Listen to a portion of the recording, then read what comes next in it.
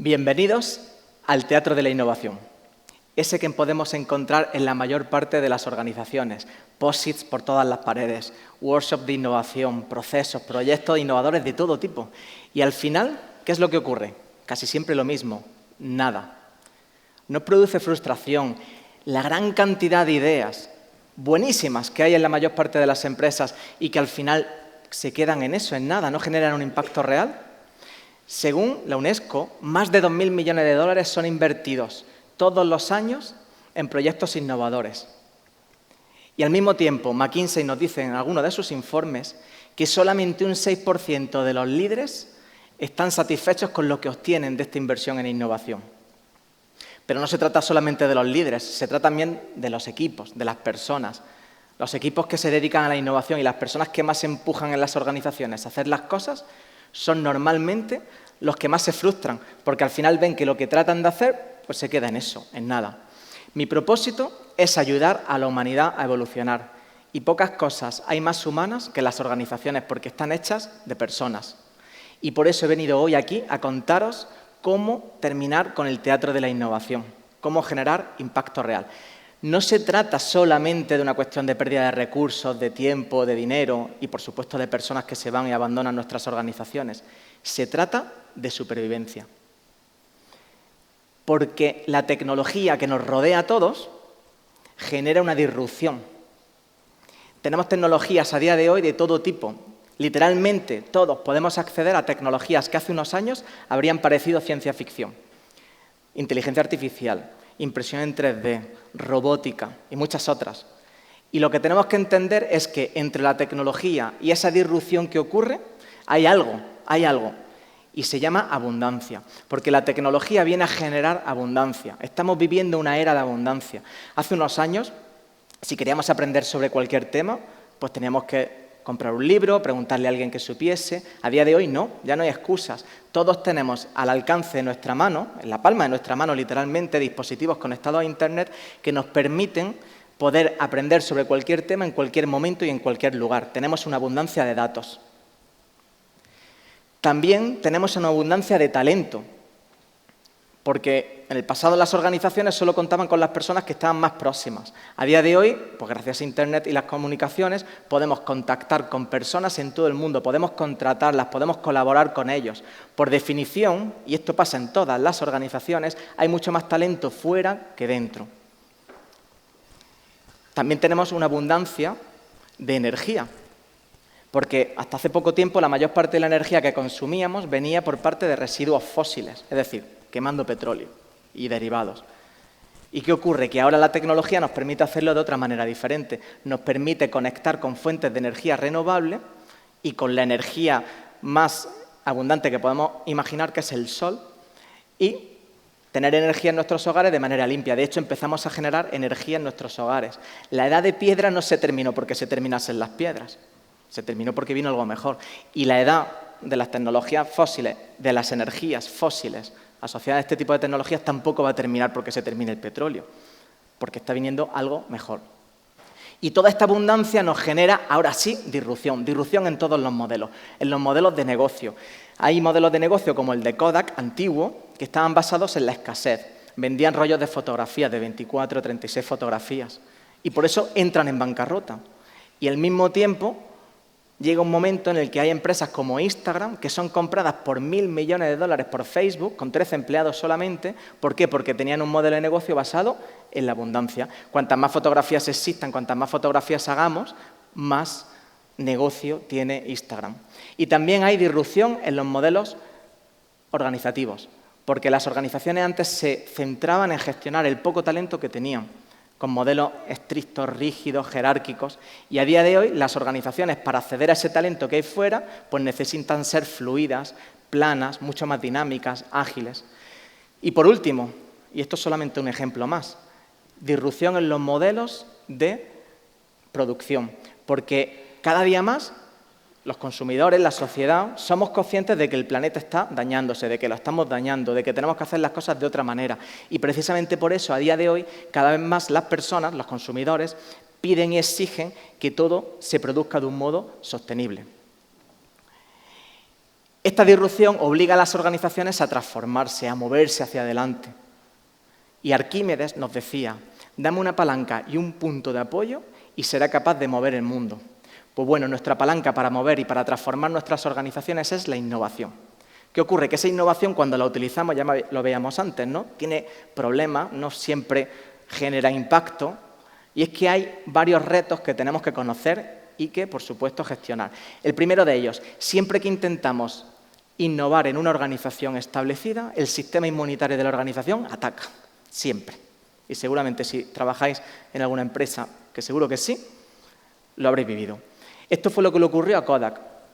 Kodak fue precisamente el lugar donde se inventó la primera cámara digital. Lo inventó un empleado de Kodak y sus jefes le dijeron, por favor, esconde eso en un cajón, porque como esto salga a la luz, destroza nuestro negocio. ¿Y con lo que ocurrió? Que lo hizo. Pero al final llegaron otros emprendedores y crearon este dispositivo, con lo cual al final Kodak fue disrumpida. Tenemos como organizaciones que estar acostumbradas y estar preparadas para crear nuestra propia competencia, porque es mucho mejor disrumpir que ser disrumpidos. Y el segundo reto es combinar la ejecución con la exploración, porque la mayor parte de las organizaciones se centran en ejecutar un plan, el plan que saben, el plan de negocio, pero hay que explorar otras oportunidades. Y esto es lo que le pasó a IBM. En 1975 se lanza al mercado el primer ordenador personal. IBM ya era un coloso de la computación e intentó aprovechar esta oportunidad, pero no lo conseguían, no podían, porque estaban centrados en su plan, en su negocio. Su negocio era vender grandes máquinas a grandes empresas, pero su proceso orientado a la ejecución no les permitía explorar. Hubo un momento que llegó un analista de mercado que llegó a decir que el hecho de que IBM lanzase un ordenador personal al mercado iba a ser tan difícil como hacer que un elefante bailase. En concreto decía que bailase claqué. Bueno, pues en 1980 viene un nuevo CEO, John Opel, y cuenta con una persona suya de confianza, William Love, y le dice, William, vamos a hacer las cosas de un modo totalmente diferente a como se había hecho antes. Vete al sur de Estados Unidos, fuera, lejos de nuestras oficinas centrales. Haz las cosas como necesites. Utiliza procesos orientados a exploración. Utiliza proveedores que estén vetados aquí dentro de IBM. Utiliza los recursos que necesites. Y un año más tarde, finalmente, IBM lanzó el primer ordenador personal hecho por ellos. Por supuesto que obtuvieron todos los reconocimientos que os podéis imaginar en cuanto a media, ¿no? Mediático. Times le dedicó un par de portadas al hecho y no me quiero ni pensar la cara que pondría el analista de mercado al ver al elefante bailar. Eso sería seguramente muy curioso. ¿Qué podemos aprender de esta historia? Pues que innovar y cultivar es algo muy similar, porque al final nuestra innovación es esa semilla, lo que queremos que florezca, ¿no? Que germine, que florezca. Sin embargo, en la mayor parte de las organizaciones no tenemos un lugar tan bonito, ¿no? como el que vemos en la fotografía para cultivar y desarrollar nuestras innovaciones. Tenemos esto, la jungla corporativa. Aquí, hacer que una semilla germine y florezca es muy difícil, porque la plantamos y es muy difícil que eche raíces, porque siempre va a haber otros árboles más grandes, otros proyectos más prioritarios que consuman los recursos, que le hagan sombra, que al final estos proyectos van a hacer que lo urgente gane a lo importante, sin contar con que puede venir un bicho y comerse la semilla. Y bicho podría ser un departamento, un área al que no le interese que esa innovación vaya hacia adelante, como pasó con Kodak y con la cámara digital. Entonces, ahora la pregunta es, ¿y cómo conseguimos que nuestra semilla florezca aquí, en esta jungla corporativa? Acompañándola. Tenemos que acompañar nuestra semilla, ponerla en una maceta, cuidarla, regarla, atenderla y cuando esté ya fuerte y lista para ser trasplantada a la jungla corporativa, entonces ya sí, la ponemos en la jungla corporativa. Muy importante. Otra cuestión, que además de acompañarla, tenemos que darle los elementos adecuados, es decir, el agua que requiere, la temperatura que requiere, el terreno que necesita, porque cada semilla va a necesitar una cosa totalmente diferente. Y esto es lo que me hace presentar el concepto más importante, lo que va a solucionar el teatro de la innovación, el hábitat. El hábitat es el entorno y los elementos externos que una iniciativa innovadora necesita para desarrollarse adecuadamente en un contexto corporativo. Y nos pensaremos, bueno, ¿y quién hace este hábitat? Pues el hábitat no lo hacen los proyectos, ni lo hacen los equipos que trabajan en la innovación, porque no pueden, ellos son la semilla. Lo tienen que hacer los líderes. Los líderes son las personas que tienen la capacidad y la responsabilidad de crear este entorno adecuado. Con lo cual, aquí hay un cambio de paradigma total. Los líderes, en vez de pedirle a los equipos innovadores que le den reportes, informes de cómo están avanzando, lo que tienen que hacer es sentarse con ellos y preguntarles qué necesitan. Así de fácil. De hecho, recordamos, solamente un 6% de los líderes están satisfechos con los resultados que obtienen de sus proyectos innovadores. Pues la buena noticia es que ellos tienen gran parte de la solución en su mano. Cada equipo y cada iniciativa innovadora va a necesitar un entorno. Algunos se tendrán que ir lejos, como pasó con IBM, otros cerca en la oficina. Depende del tipo de iniciativa. Y luego, por otro lado, tenemos una serie de factores con los que tenemos que rodear a la iniciativa. Estos son los mismos factores que trabaja el equipo de innovación para el proyecto en sí. Pero los líderes, cuando crean el hábitat, tendrán que nutrirlos por fuera. El primero de ellos es el propósito. Para esto, los líderes deben de asegurarse que toda iniciativa innovadora tiene un sponsor, es decir, una persona de peso en la organización, un padrino o una madrina, que les allane el terreno. El segundo son las personas. Tenemos que dotar a la organización de las personas correctas y a cada iniciativa, lógicamente, también. Es decir, a cada iniciativa innovadora tiene que tener las personas con la mentalidad correcta y dotarlas del tiempo, del foco e incluso en muchas ocasiones de los incentivos necesarios para desarrollar esta semilla. Por otro lado, los clientes. Tenemos que darle acceso a los clientes que necesite para validar su idea, para crecer. Por supuesto que además de esto, tenemos que darle los recursos económicos que necesita, porque si no hay recursos, pues no podremos hacer nada. Tenemos que cuidar la abundancia. Nos tenemos que plantear qué fuentes de abundancia tengo yo en mi organización que puedan facilitar la vida a esta iniciativa y cómo puede hacer que florezca con más fuerza. A nivel de procesos, como decíamos antes, tenemos que trabajar en los procesos de la iniciativa, porque si la iniciativa sigue los mismos procesos que va a seguir la organización orientada a ejecución, no va a funcionar. Tiene que seguir procesos ágiles de exploración. Por otro lado, el producto, que seguramente haya que desarrollarlo de una manera totalmente diferente y en un lugar totalmente diferente al que normalmente la organización desarrolla sus productos tradicionales, con más rapidez, más agilidad, más cercano al cliente. Y por último, las métricas.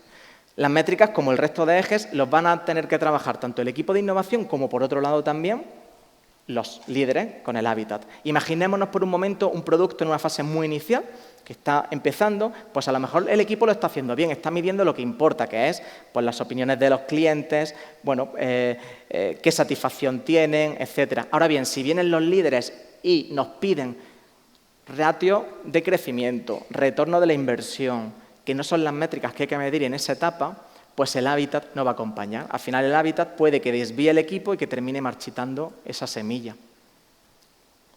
Cada iniciativa es diferente. Hay iniciativas muy disruptivas, hay otras que son mejoras más incrementales, hay iniciativas que están muy avanzadas, otras que están al principio. Por eso cada iniciativa necesita tener un hábitat específico. Es decir, que el hábitat no es para toda la organización. El hábitat es la maceta personalizada que tiene cada iniciativa. Y por otro lado, tenemos que empezar a hacer algo que no hacíamos antes. Es algo nuevo que hay que empezar a hacer ahora. Y es gestionar y desarrollar el hábitat como un proceso paralelo. Es decir, desarrollamos la iniciativa, desarrollamos el producto, desarrollamos el cliente. Eso es lo normal que se hace en innovación. Pues ahora también tenemos que desarrollar el hábitat. Y de manera síncrona y combinada con todo lo que se haga con la iniciativa. Decía Arquímedes, dame una palanca y un punto de apoyo y moveré el mundo. Bueno, la palanca nos estaba fallando, pero ahora si ponemos la innovación junto con el hábitat, ya tenemos ese punto de apoyo.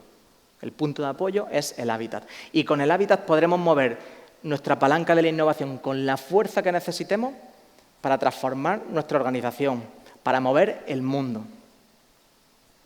Y hablando de mundo, me gustaría introducir el último concepto y el ingrediente secreto, el abono, que va a hacer que nuestra semilla florezca y crezca aún más.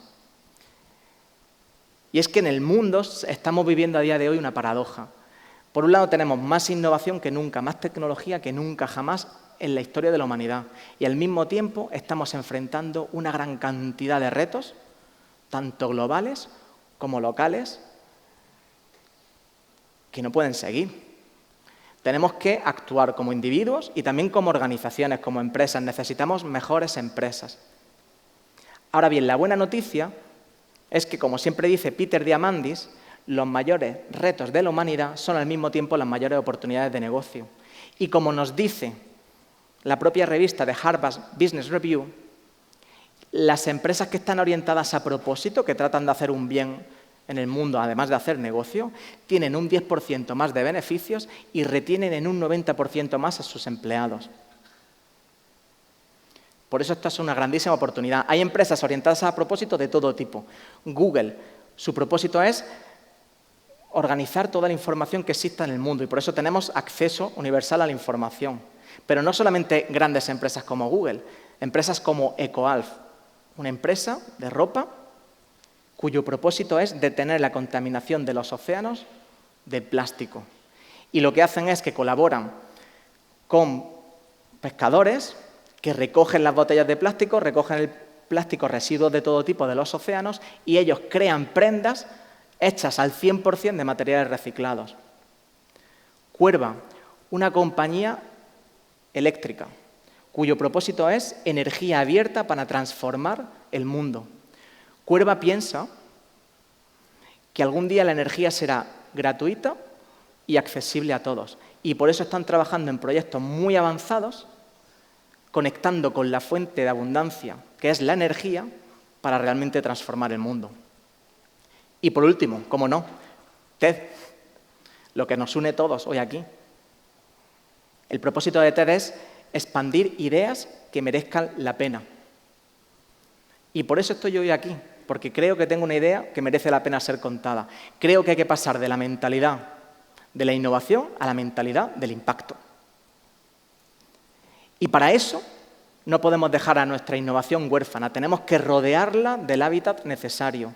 Y este hábitat permitirá que la innovación cree impacto real en nuestro negocio, en la satisfacción de nuestras personas y si además añadimos el componente secreto o el abono a la semilla, el propósito, no solamente mejoraremos nuestra organización más aún, sino que además mejoraremos el mundo.